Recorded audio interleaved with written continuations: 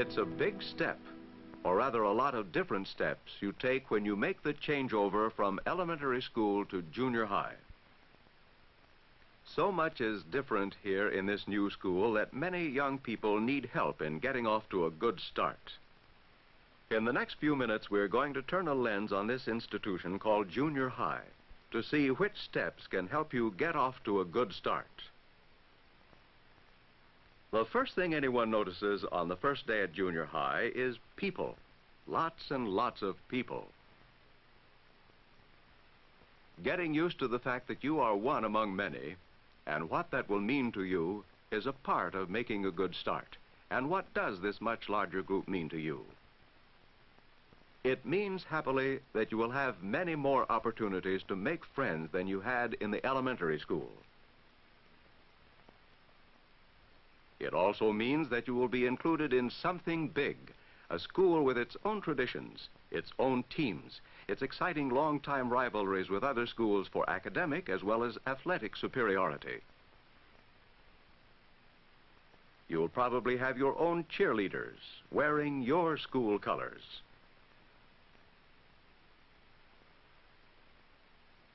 And maybe you'll even wear those colors yourself as you share in the fun of singing your school song or urging on the team with your school cheers. But being a part of a much larger group also means that the competition will be tougher. If you've been tops in your class before, it can be a jolt to discover that there are other people who are smarter, or more attractive, or more popular, or more skilled than you are. And if you haven't been particularly outstanding before, it may be discouraging to find out how many more there are ahead of you now than there used to be. But remember, you are still you with the same abilities you had before. In junior high, there will be more competition for everything: athletics, scholarship, friends, and even for class offices where only one can win. What you have to do in the face of this increased competition is hang on to your self-respect. In some areas, you may never be tops. In others, you may have to work hard to make a good showing. Nevertheless, you are worthy of respect from yourself as well as others, and more so if you face up to your limitations. Another thing you must do when the competition is increased is to become more responsible. It's up to you now to get your assignment straight and not depend on the person beside you. It's up to you to keep track of your gym clothes, your books, and your other possessions.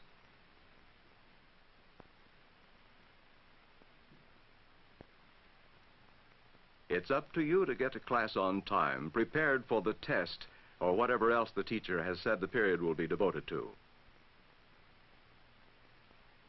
Since you have a different teacher for every class, it's up to you to look out more for yourself.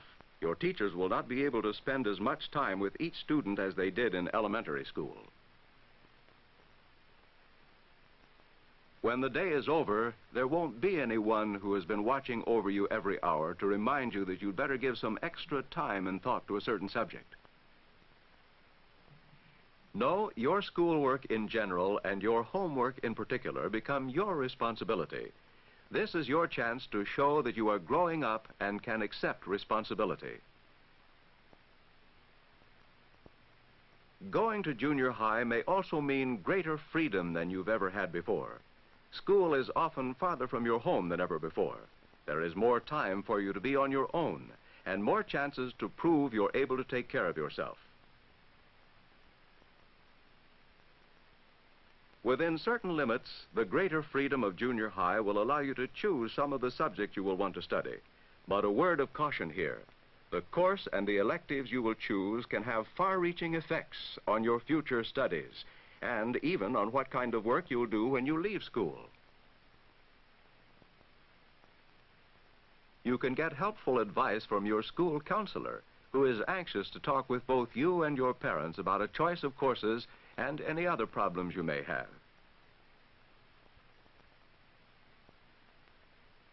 And speaking of problems, they're bound to come up. Maybe you have to check out a certain book or magazine from the library. and you've never been taught or don't remember exactly how to go about finding it. Don't feel shy about asking for help. Ask the librarian to show you how to use the library.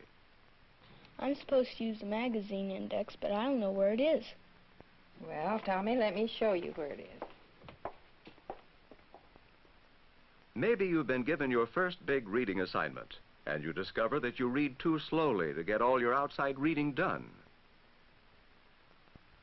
Tell the reading specialist or your teacher. You shouldn't be ashamed if you have a reading problem. You only hurt yourself if you let it go on when there's help available. Maybe your best friend of elementary school days has taken up with a new crowd and you feel left out and lonely. If this is a problem for you, take a look at yourself to see why you're left out.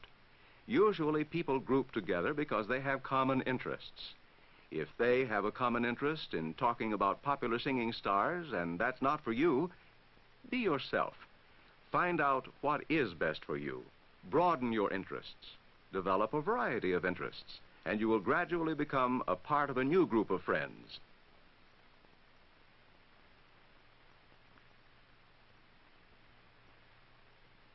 You'll find many opportunities to develop new interests here at junior high, maybe on the school paper staff, or in the marching band or the orchestra, or the photography club.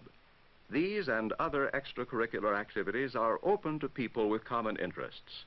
Among people who like the same things you like, you can make new friends. Friends are made, remember.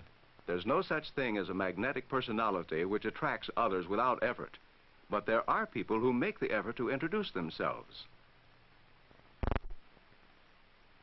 There are people who make the effort to learn other people's names and use them so that even a quick greeting has a personal ring to it.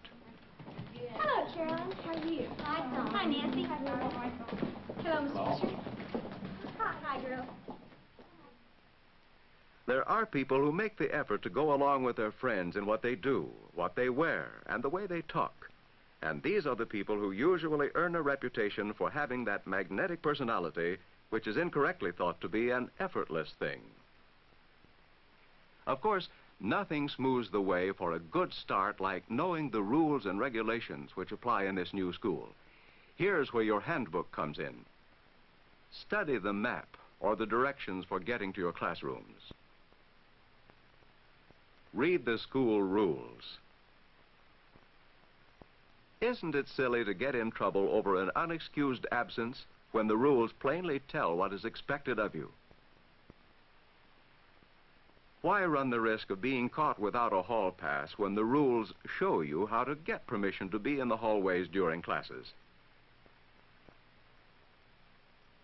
How are you going to know cafeteria rules, whether to bring your lunch or buy it, unless you've read the handbook, or listened to the teacher when she was telling you, or asked someone? The point is, make sure you know what the rules are. Finding out the rules and following them is just common sense.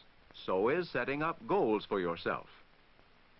At this stage in your development, setting up goals means planning for your junior high years a well-balanced program of study, work, and play, no matter what job you do after high school.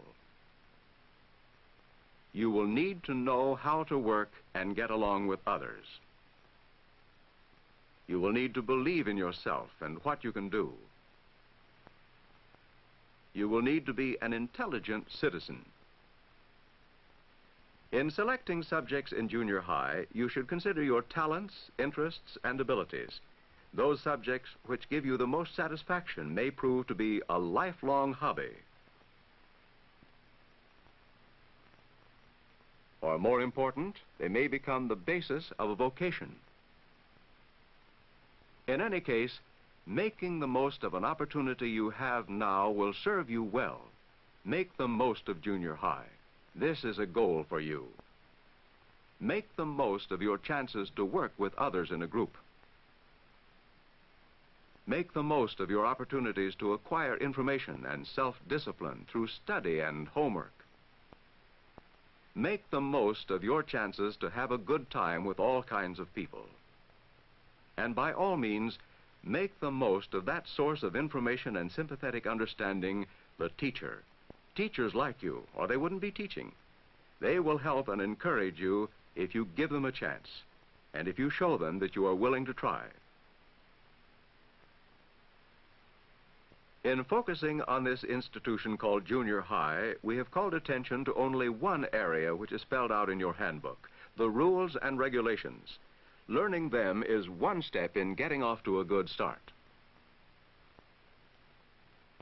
Another step is to prepare yourself for increased competition, both by learning to live with the idea that others can be better than you are in some things, and by making yourself as good as you can possibly be. You can do this by becoming more responsible and realistic about yourself. Learn to see your own weaknesses and do what you can to correct them. Another big step in getting off to a good start is making as many friends as possible, and that means making friends with your classmates and making friends with your teachers and the other adults at school, thinking of them as people with families and interests and problems, just like you.